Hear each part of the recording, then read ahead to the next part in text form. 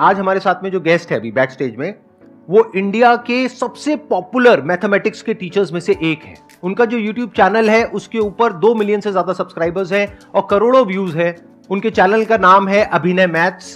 Please give an energetic and warm welcome to the one and only Abhinay Sharma sir.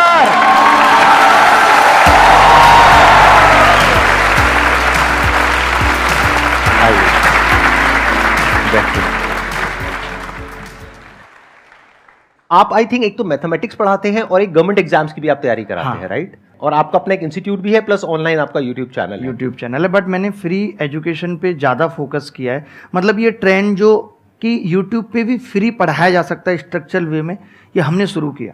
उससे पहले कोई complete पढ़ाने के बारे में नहीं सोचता था। यूट्यूब को लोग ऐसे लेते थे कि यार ये प्रमोशनल है, बट हमने कंप्लीट सिलेबस किया और बच्चों से वो कनेक्टिविटी बनाए रखी कि आप यहाँ से पढ़ के भी सेलेक्ट हो सकते हो। और मैंने खुद अपने आप को पहले प्रूव भी किया कि मैंने 5 बार वो एग्ज़ाम क्वालिफाई किया।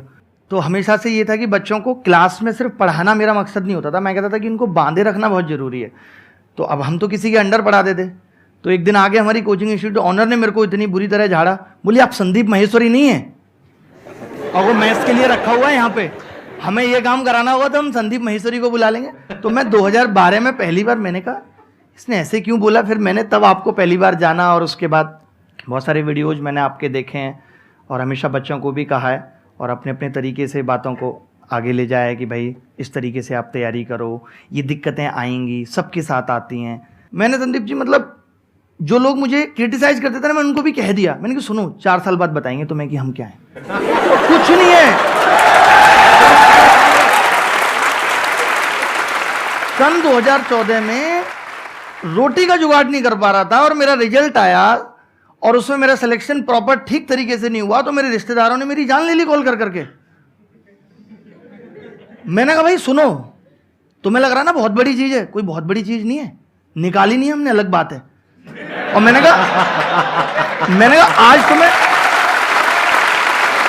आज तुम्हें पूछने की जरूरत पड़ रही है कि मैं क्या कर रहा हूं, लेकिन 4 साल बाद जरूरत नहीं पड़ेगी, तुम्हें अपने आप पता चल जाएगा कि मैं क्या कर रहा हूं। तो वो मुझे लगता है कि कह दो ना, शुरू से ही कमाल है। मतलब तो एक प्रेशर आया था यार अब तो करना है। और एक चीज और भी होती है कि मैंने बहुत, संदीप जी जैसे आजकल चल रहा है, मैं नाम कमाने के पीछे नहीं भागा कि मुझे बहुत व्यूज या सब्सक्राइबर चाहिए। मुझे लगा कि एक कम लोग जाने लेकिन सम्मान की नजर से जाने कि हमने अच्छा किया है। मैंने देखा आपकी शुरुआत हुई थी बुलंदशहर से, राइट? बुलंदशहर में तब आप बहुत ही छोटे लेवल से एक लोअर मिडिल क्लास फैमिली से आप आते हैं। लोअर नहीं, हमारा तो ये हाल था जी कि 3 महीने केवल चटनी से रोटी चल रही है, सब्जी भी अफोर्ड नहीं कर पा। अच्छा, नॉट इवन मिडिल क्लास। हाँ, मतलब वहां से लेकर के आज जो आपका सफर है, आज मैंने देखा आपकी वीडियोस में आपने कई जगह पे बताया कि आपके पास में मर्सिडीज है, राइट? मेरे पास 9 अलग अलग ब्रांड्स की कार है। मेरा छोटा बच्चा 1 साल का, उसके पास भी 2 सीटर कार है। सर हमें भी कभी घुमा दो। मैं शुरू से थोड़ा सा बता देता हूं कि मैंने प्राइमरी स्कूल से पढ़ाई की 5th क्लास तक। लेकिन जो मुझे एक चीज अपनी लगती है, जो मैंने पिताजी से भी, कि जीतना एक आदत है। आप ये नहीं कह सकते कि मैं तब ऐसा करना अच्छा शुरू करूंगा। जीतना एक आदत मतलब घर में 3 भाई बहन है तो उनमें भी मैं सबसे आगे हूं, काम करने में भी। पिताजी का बिस्तर लगाना मैं सबसे आगे लगा दूंगा। तो जीतना एक आदत है जो डेवलप करनी पड़ती है। चाहे भले ही मैं घर की छत पे क्रिकेट खेल रहा हूं, लेकिन वहां भी मुझे जीत की भूख है। तो ये भूख डेवलप करनी पड़ती है। और जहां तक परेशानियों की बात है, तो परेशानियां तो हमेशा रहेंगी, तब भी थी, आज भी हैं, सिर्फ वजह बदलेंगी। हमें लगता है आज ऐसा ये नहीं है मेरे पास, इसलिए मैं ये नहीं कर पा रहा। कल को कुछ और नहीं होगा, लेकिन फिर भी करते रहना है। जो समस्याएं आएंगी उनसे सिर्फ एज ए वैक्सीन लेना है। जैसे लोग कहते थे कोविड हो गया तो अब ना कोविड की एंटीबॉडीज बन गई। तो अगर दिल टूट गया ना तो समझो एंटीबॉडीज बन गई, अगली बार टूटेगा ना तो फर्क नहीं पड़ेगा।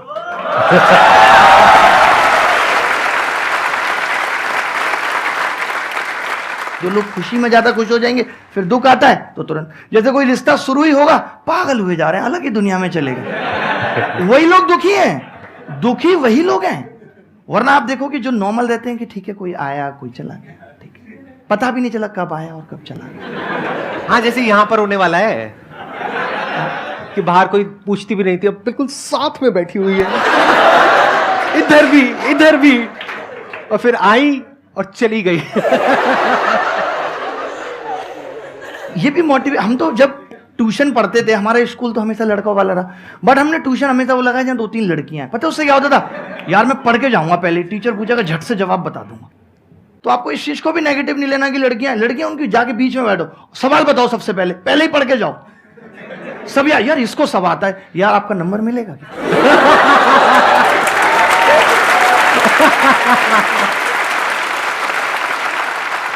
उसके बाद 6th 7th 8th क्लास तक हमने गांव में अपना जीवन बिताया।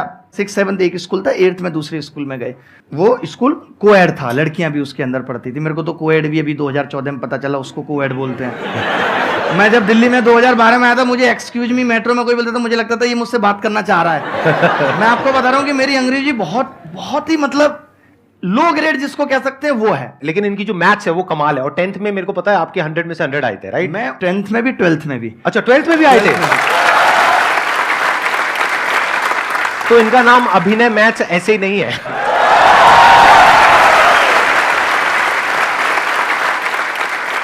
हमारे टाइम पे पास होना इज ए बिग चैलेंज, कि आप अगर पास हो गए हो तो ये बड़ी बात है। क्योंकि हमारी क्लास में जब मैं 60 बच्चे थे तो उसमें 24 फेलियर थे जो पिछले साल फेल हो चुके थे।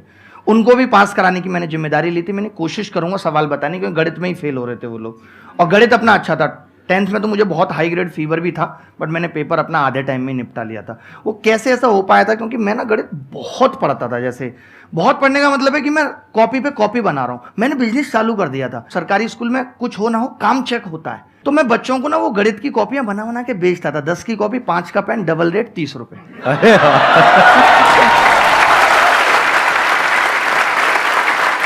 बट मुझे अभी भी याद आता है कि 12th क्लास में मैं एक बार कहीं जा रहा था, तो मेरे दिमाग में ऐसे ख्याल जरूर थे यार कि मुझे इतनी अच्छी गणित आती है, लोग मुझे फ़ोन करके पूछें, मेरी किताबें निकलें। मतलब मुझे इस डायरेक्शन में नहीं जाना, बट थॉट्स थे।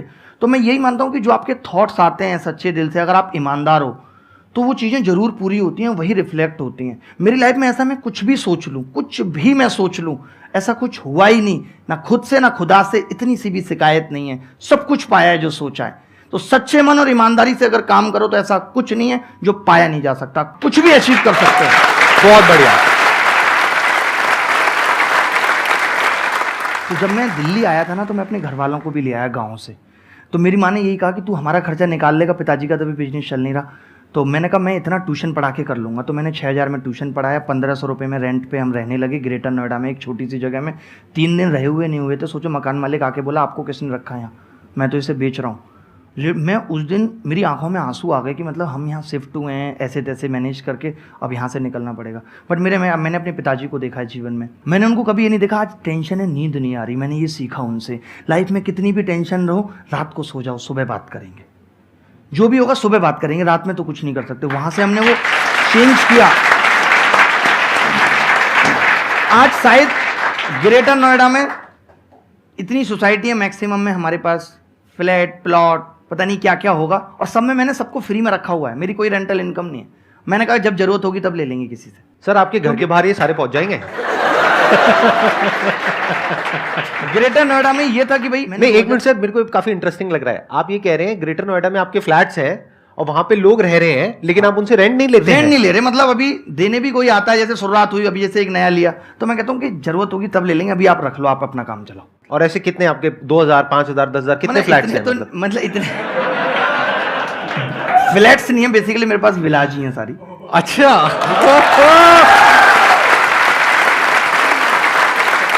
थोड़ा बहुत हंसी मजाक चलेगा ना, प्लीज बुरा मत मानना। हाँ, मैं कंफर्टेबल हो गया, मतलब मुझे हंसी मजाक बहुत पसंद है। मुझे लगता है कि जीवन में ऐसा नहीं कि सीरियस दिखना जरूरी नहीं है कुछ भी करने के लिए। आप अपने काम के प्रति सीरियस रहो, लेकिन ये नहीं कि मैं हाथ भी हिलाऊंगा ऐसे कर। तो जब हमने ये शुरुआत की, हम दिल्ली आ गए भाई, हमने पढ़ाना भी शुरू किया। हमने 2013 में किताब लिखी, और पिताजी बोले किताब लिख रहा हूं मैं, करोड़ों रुपए कमाएंगे। किताब एकदम सुपर महाफ्लॉप, क्योंकि जब आपको कोई जानता नहीं है तो आपकी किताब पढ़ेगा क्यों। हमने 2000 किताबें छपवाई, कोई बिकी नहीं, मतलब 2-4 बिकी, और जिसने ली वो बोला किताब बहुत अच्छी है। मैंने कहा दोस्तों को बताओ, लेकिन ले कोई नहीं रहा, क्योंकि जब तक आपका नाम नहीं है, नाम बनाना बहुत बड़ी बात है, मैं आपको बता रहा हूँ। तो 2013 में मैं पढ़ा रहा हूँ, 12 में नौकरी लगी, इसलिए छोड़ दी कि दिल्ली में लेंगे। फिर 13 में नागपुर लग गई, और देहरादून से सीधे नागपुर चले गए। जब मैं लौट के आया, मैं कोचिंग में गया, लोग बोले आपको 650 रुपये घंटे पे रखेंगे, जबकि उससे पहले मैं 1450 रुपये घंटे लेता था। आज मैं आपको बता दूं, मेरी ज्वाइनिंग फीस 50 करोड़ है, और मैं 1,29,000 रुपये घंटे लेता हूं पढ़ाने के।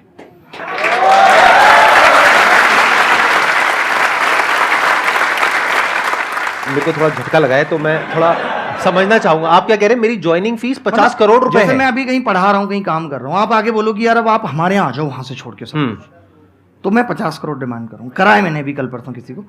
अच्छा, ठीक है।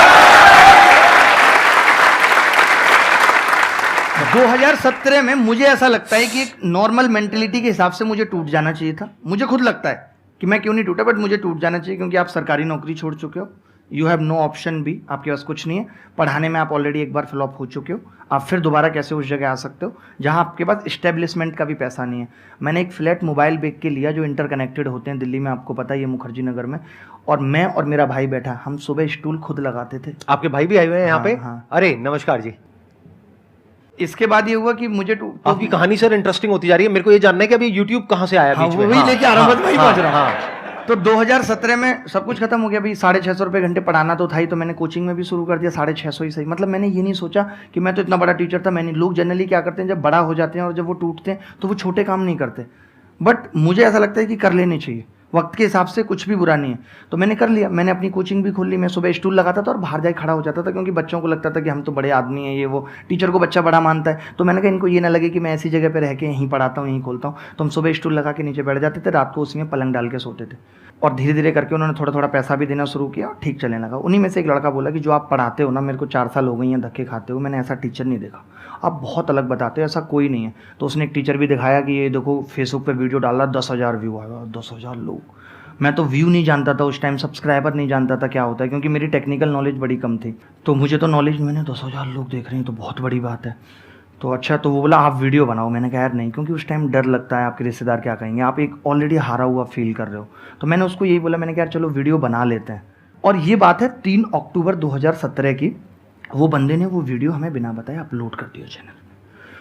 6 दिन के अंदर वो वीडियो, उसके 701 सब्सक्राइबर थे, 1 लाख सब्सक्राइबर उस टाइम पे हो गए और 1 मिलियन लोगों ने देखा। आपकी पहली वीडियो ही वायरल हो गई? वायरल हो गई थी पहली ही, डायरेक्ट, ये नहीं कि कई बनाई है। ठीक है,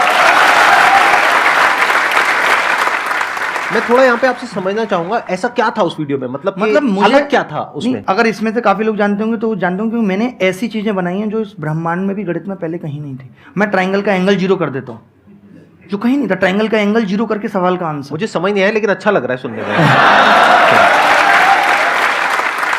मेरे कॉन्सेप्ट ये थे कि रेक्टेंगल को लात मार के समचतुर्भुज बना दो, रोम्बस बना दो। अच्छा। इस तरीके के कॉन्सेप्ट थे कि स्क्वायर को लात मारो तो ये बन जाएगा। तो नहीं, तो आपकी उस पहली वीडियो में ऐसा क्या खास था कि इतनी तेजी से ये जल्दी वायरल हो गई? मैं बताता हूँ, उसमें ये था कि मैंने जो चीजें बताई थी, जिन क्वेश्चंस को करने में लोग फंस रहे थे और 2-2 3-3 मिनट लेते थे, उसका मैंने एक ऐसा जुगाड़ बता दिया था कि ये लगाएं। और वो एक बड़ा जेन्युइन जुगाड़ था। मुझे अभी भी लगता है कि वो पहले किसी ने क्यों नहीं सोचा, मैंने ही क्यों सोचा। तो एक बहुत क्लियरिटी, जैसे लोग कहते हैं कि आज वैल्यू पिट कर लो, तो मैंने उस पर क्लियरिटी थी कि क्यों कर लो और कब कर लो। और मैंने उसमें अपनी किताब का नॉर्मली जिक्र किया था। लोगों को लगा ये आदमी ऐसा क्या बता रहा है, इसकी किताब में क्या होगा। मेरी किताब पर डे 5-5-6 लाख की बिकने लगी। किताब है ही नहीं, एग्जिट ही नहीं कर रही, फ्लॉप हो चुकी, तो पढ़ी है, छपा ही नहीं हमने, लेकिन वो बिकने लगी वेबसाइट से। वो बड़ा मजा आने लगा। भाई बोला भाई किताब ऑर्डर दे दो यार, किताब ऑर्डर दे दो। फिर मैंने कहा अपना चैनल बना लेते हैं। मैंने अपना चैनल बनाया, मुझे लगता है कुछ 8 महीने से कुछ दिन कम थे, 1 मिलियन लोग जुड़ गए थे 8 महीने में। और सिर्फ 121 वीडियो थी, और वो भी सिर्फ गणित की, पढ़ाई का कंटेंट बनाना। उस टाइम पे शायद हम सेकंड ऐसे यूट्यूब चैनल थे जिसके 1 मिलियन थे। उससे पहले और लोग, और ऑर्गेनिक। एज कितनी थी तब आपकी? 26 साल कुछ महीने का था मैं। तो मतलब अभी आप 31 साल के हो? 31 साल का। लगते नहीं हो सर, मतलब मेंटेन किया हुआ है। अब 2 मैंने बच्चे आपको बोला, अभी मुझे बोल दो। आप मुझसे भी यंग लग रहे हो। अच्छा, थैंक यू। इतने पॉजिटिव हैं आप। पॉजिटिविटी चेहरे की ग्लो है। ये लोग तो क्रीम और पार्लर में ऐसे ही फंसे पड़े हैं। असलियत तो पॉजिटिविटी में ही ग्लो है।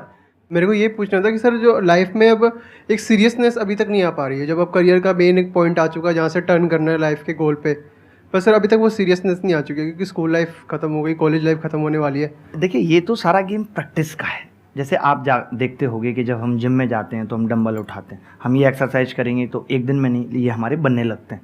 ठीक है, मेरे यहाँ मैं कभी जिम गया नहीं, बाई बर्थ।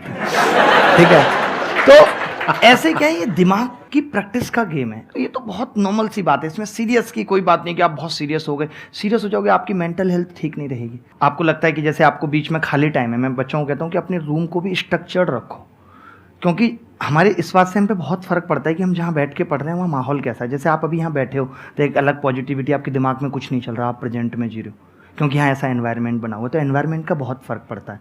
ये नहीं कि आपकी 4 किताबें वहाँ पड़ी हुई हैं, निक्कर वहाँ पड़ी हुई है, तौलिया वहाँ पड़ी।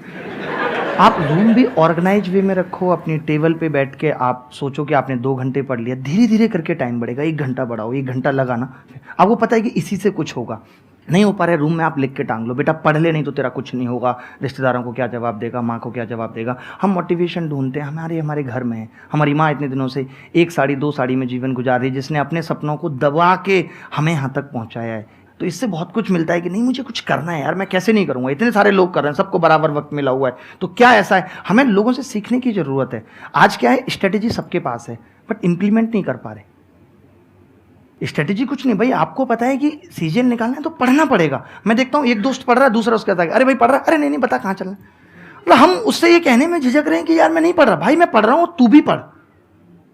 हम अगर अपने जीवन के दिनों का, सेकंडों का हिसाब लगाने लगे ना तो कोई नहीं रोक सकता कि आज मैंने दिन में, जब आप रात को सो तो एक ही काम करना है कि आज मैंने दिन में क्या किया, इसका मैं जो चाहता हूं अपने जीवन में उसमें क्या फायदा होने वाला है। यस और नो खुद से जवाब करना है। Excellent point. मैं यहां पे थोड़ा सा ऐड करूंगा कि सीरियस नहीं होना है लाइफ में कभी भी। बाहर से हंसते खेलते रहना है, अंदर से सिर्फ अपने काम को लेकर के सीरियस होना है। ये बिल्कुल ऐसा है, दिन और रात दोनों जरूरी है ना, जागना और सोना दोनों जरूरी है ना। तो बाहर से आपको हंसते खेलते रहना है, लेकिन अंदर से अपने काम को लेकर के, जो भी अपना लक्ष्य है, जो भी आप करना चाहते हो, उसको लेकर के बिल्कुल सीरियस रहना है। इस बात को ध्यान रखना। ज्यादातर लोग इसका उल्टा करते हैं। वो क्या करते हैं, बाहर से अपने आप को बहुत सीरियस दिखाते हैं, घर वालों के आगे ऐसे दिखाएंगे अरे बहुत प्रेशर है, बहुत पढ़ाई, अंदर से कुछ नहीं है। वही बैठ करके लैपटॉप पे रात को क्या कर रहे हैं सबको पता है। बाहर से दिखा रहे हैं मैं बहुत सीरियस हूं, अंदर से कोई सीरियसनेस है ही नहीं। तो इसका उल्टा करो, बाहर से ऐसे दिखाओ कि नहीं नहीं कुछ नहीं है, कुछ नहीं है, मैं तो मीडियोकर हूं, मैं तो ये हूं, मैं तो वो हूं। अंदर से आपको पता होना चाहिए। एग्जाम निकल जाए तो लोग पूछे तू पढ़ता है, वो बाहर से लोगों को नहीं पता लगता। वो चीज रहनी चाहिए, बाहर से पता नहीं लगना चाहिए कि आप अंदर से क्या हो। जो अंदर से हो वो सिर्फ आपको पता है। और मेरा क्वेश्चन ये है कि जैसे आपने कहा कि हमेशा हंसते खेलते रहना चाहिए काम करते करते, तो कभी कभार ऐसा हो जाता है कि हम हवाबाजी ज़्यादा करते हैं, दिमाग हमारा डिस्ट्रैक्ट हो जाता है अपने टाइम से और टाइम मैनेजमेंट नहीं हो पाता। तो हम उस चीज़ को कैसे अपने दिमाग को फोकस करें फन के साथ साथ। आजकल का जो यूथ है वो शॉर्ट सक्सेस चाहता है। उसने किसी को देखा, अच्छा अरे ये तो वीलॉग बनाया तो मैं ऐसे बनाऊंगा, मैं भी ऐसे हो जाऊंगा। पहली बात तो जीवन में अगर कुछ भी आपको लगता नहीं कि बढ़ा जाना है तो कभी कॉपी मत करना। एटलीस्ट टाइम टेबल भी कभी किसी का कॉपी मत करना। हर इंसान की एक अपनी अलग अलग पहचान है। तो आपका टाइम टेबल भी ऐसा नहीं कि मैं किसी टॉपर का मैंने टाइम टेबल कॉपी कर लिया तो मैं आगे बढ़ जाऊंगा, नहीं। अगर आपको अपनी स्ट्रेटेजी इंप्लीमेंटेशन करनी है, हो सकता है किसी को रात में पढ़ने में मजा आता है, हो सकता है किसी को दिन में पढ़ने में मजा आता है। तो ये बात इन्होंने बहुत सही पूछी और ऐसा हो रहा है आजकल। आप हवाबाजी बाहर लाख कर लो, आपको अपनी सच्चाई पता होनी चाहिए। और एक बात इन्होंने पूछी टाइम मैनेजमेंट कि आप मुझे बताओ, आज से 50 साल पहले कहीं एक जगह से दूसरी जाने तक प्लेन नहीं था, खाना बनाने के लिए गैस नहीं थी, कुकर नहीं था। उस वक्त हम जो अपने माँ बाप से सुनते हैं, कोई ये नहीं कहता था बहुत बिजी है। आज हर आदमी, everyone is busy without any work. अभी मूवी का पास देखो, तुरंत निकल जाएंगे लेके उसको। तो टाइम मैनेजमेंट की दिक्कत, जैसे जैसे दौर बदला, लाइफ को आसान बनाने की चीजें आई, तो हमने उनका दुरुपयोग ज्यादा शुरू कर दिया। लाइक मोबाइल इसलिए आया कि एक इन्फॉर्मेशन पहुंचानी है, बट हम उस इन्फॉर्मेशन से, आज आप कितने लोग आप में से ऐसे होंगे कि मोबाइल जिस काम के लिए उठाते हैं, हालत ये वो भूल जाते हैं और पता चलता है इंस्टाग्राम व्हाट्सएप पे जिस काम के लिए मोबाइल उठाए वही भूल गए। सोशल मीडिया पे आपने अपने 2-3 घंटे 4 घंटे खराब कर दिए तो उसके बाद में आप पढ़ने लायक हालत में भी नहीं रहोगे, क्योंकि बॉडी पूरी स्टिफ हो जाएगी और माइंड भी धज्जिया हो जाएगी। रिग्रेट होगा उसके बाद, राइट। तो ये भी समझो कि किस तरह से अपने टाइम को यूटिलाइज करना है। बाहर खेलने जाओ, वो हम नहीं करेंगे। हम क्या करेंगे, कंप्यूटर पे बैठ करके वीडियो गेम्स खेलेंगे। अरे उसकी बजाय आप बाहर खेलो ना, जाकर के 1 घंटा खेलो, 2 घंटा खेलो, 3 घंटा खेलो, कौन रोक रहा है। वो आपको पढ़ने में मदद ही करेगा, क्योंकि आपकी फिजिकल फिटनेस बेटर होगी, उससे मेंटली भी आप बेटर फील करोगे। ये जो होता है ना, कई बार माइंड में बहुत सारे थॉट चलने लग जाते हैं, एक ऐसी स्टेट आ जाती है जब कुछ समझ नहीं आ रहा होता है कि क्या करें। वो इसलिए है क्योंकि आप बैठे हुए हो और एनर्जी अंदर अटकी हुई है। उसको रिलीज करो, जा करके पार्क में दौड़ लगा करके आओ, आधा घंटे की, 1 घंटे की। जब कभी मेरे साथ में ऐसा होता है तो मैं तो सीधा जाता हूं, जॉगिंग करता हूं। कुछ ना कुछ फिजिकल एक्सरसाइज जरूर करें। मैंने सोचो, इतना मुझे एंजाइटी थी उस दौर में, जब आप अचानक से अमीर बनते हो तो ये सबसे बड़ी प्रॉब्लम होती है। तो मैंने रिकवर सिर्फ दौड़ के ही किया है, और आज भी अपने टाइम को ऐसे यूटिलाइज करता हूँ। मैं हर दिन किसी ना किसी से मिलता हूँ, किसी बच्चे से मेल पढ़ता हूँ, लेकिन मैं उसको कहता हूँ यार मैं सुबह 7 से 8 दौड़ता हूँ, तुम उस टाइम पे आ जाना, 7 दौड़ेंगे। मैं शाम को कई बार खेलता हूँ 5 से 6, मैं कहता हूँ यार उस टाइम पे आ जाना, खेलेंगे। उसको भी अच्छा लगता है, तो मैं अपने टाइम में उसको एडजस्ट कर दिया, अलग से भी नहीं देना। क्या खेलते हो सर आप? मैं क्रिकेट खेलता हूँ बहुत गंदे तरीके से।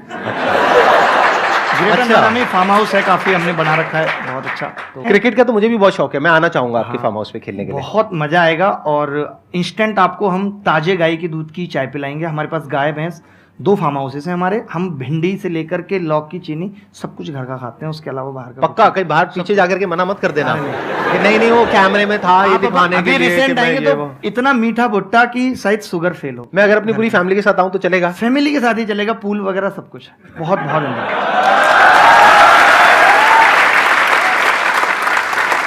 सर। बिल्कुल एंड आ गया है, मैं भी एक आध डायलॉग मारता हूँ, आप भी एक आध डायलॉग मारना, और बस, यहीं पे खत्म खत्म कर देंगे करते इसको। हैं। बस। शायरी के साथ खत्म 1-2 मिनट के अंदर ना, आप शायरी पे शायरी। खत्म करना। मैं क्या कह रहा था मैं भूल गया, आप शायरी पे खत्म करो।